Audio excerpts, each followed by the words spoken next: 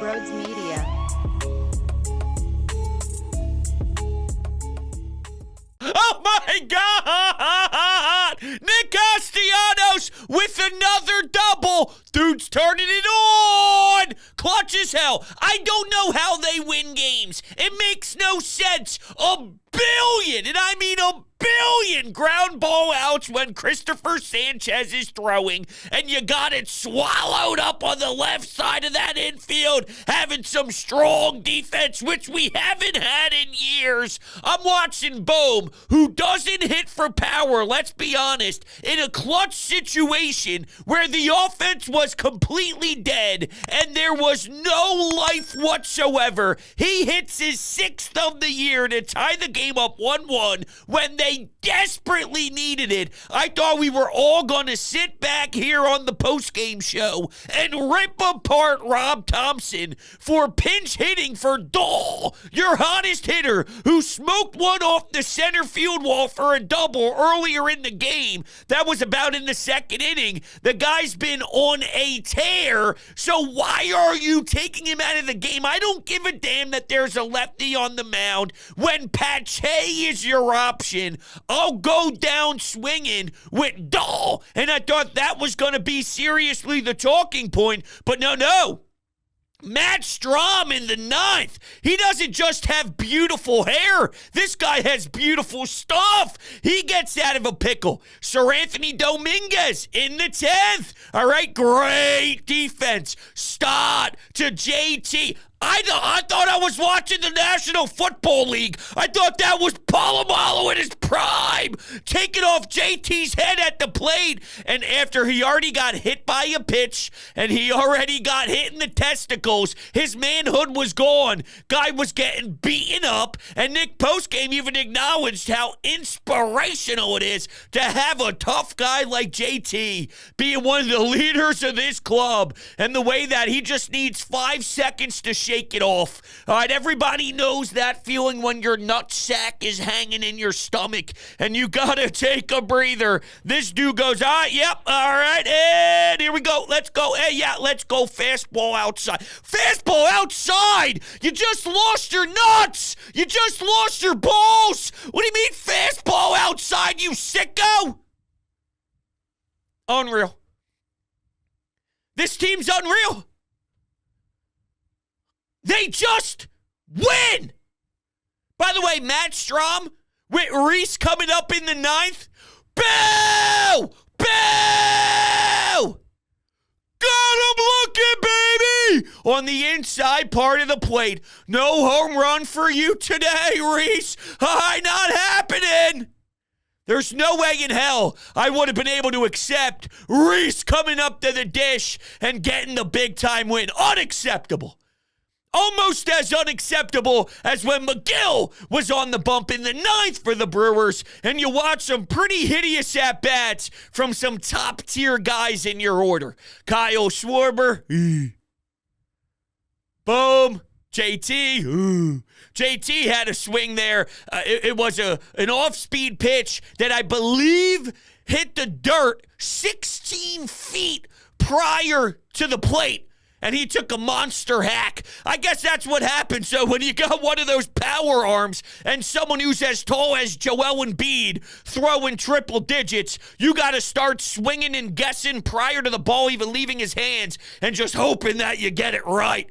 But yeah, I mean, there's no doubt about it that there are some guys in this lineup that aren't putting together their best at-bats. Notably, Kyle Schwarber, essentially, because it's June, and that's what we wait for. The second the calendar flips to June 1st, this fan base irrationally gets ready for a power surge. So for him to look the way that he's looking right now, it is what it is, but it's Kyle Schwarber. I mean, they keep winning games. What do you want me to do? Sit here and bitch? Sit here and act as if he doesn't know what he's doing? It'll happen. He'll get there. Right? If Nick Castellanos can get on a little ride and get on a little run, I promise you that there's going to be a Kyle Schwarber moonshot fest that's not too far away from us. It's right around the corner. Just breathe. I get it. It's annoying to see, 6 innings against Milwaukee and no runs on the board, or really not not that many innings where you're a threat, right? You're not threatening by any means.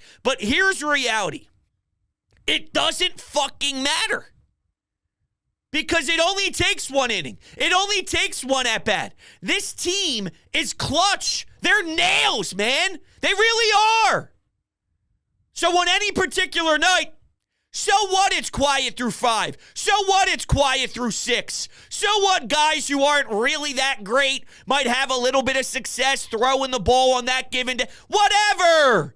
Wait to see what happens in the 7th, 8th, 9th when the pressure's on. And oh, by the way, you're playing in front of this crowd. These teams don't know what this is. These teams don't get these type of atmospheres and environments when they're at home in Milwaukee. Not at this time of the year. So like, wait, what? There's people here? There's people cheering? Oh, the butt cheeks get tight because now there's actually pressure on you. And here's Nick, who's putting the ball in the outfield, going the other way with it, and another extra base hit.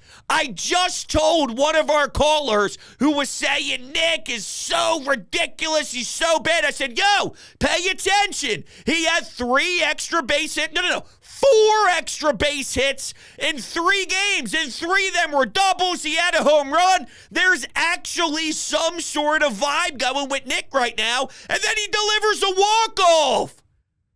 So the guy's been doing good. Good for him, man. Good for him. And I do love that every single time we hear from him with the headset on before the daycare throws a bunch of sunflower seeds all over his face, and before they pour 5 gallons of water on his head, making sure the microphone doesn't get hit. What a savvy pro move by Nicky C, by the way. He just talks about how he's played ball a long time. He's been on a lot of different teams. There's something different here. There's something different here. Thompson said JT's one of the toughest guys I've been around. You don't say. When Kruk is comparing him to Darren Dalton, I think you know exactly. Trust me, Darren Dalton is just as beloved as any figure in this entire city. If not what, you can legitimately make the argument that he is number 1. You can. No, maybe you don't personally feel that way, but if someone objectively speak or subjectively speak, whatever objectively it is, whichever way, because you can objectively and subjectively make the case.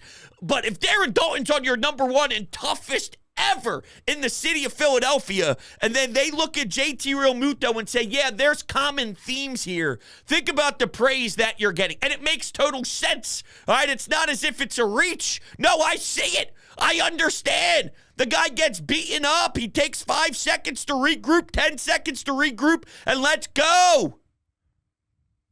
Warrior. And then it starts. The energy starts to sink in. It forms. Dude, I was informed that this team can only beat teams that are under 500. The Milwaukee Brewers, when this series began, was 36-23. Add 2 more losses to the column, of course. Now they're 36-25. So the Phillies were participating in a 9-inning baseball game, 10 if it went to extras, against an opponent that was 13 games above 500, which is no joke, by the way. And watch, they're going to try and spin it. Well, the teams Milwaukee played weren't very good to try and beat down the Phils. Yeah, I'm aware. Chicago, St. Louis, the Pirates, Cincinnati. The Central's not the toughest in the world. But shut the fuck up. Just admit that the Phillies are great. We're so deep into the season now. And all you watch them do is win in so many different ways.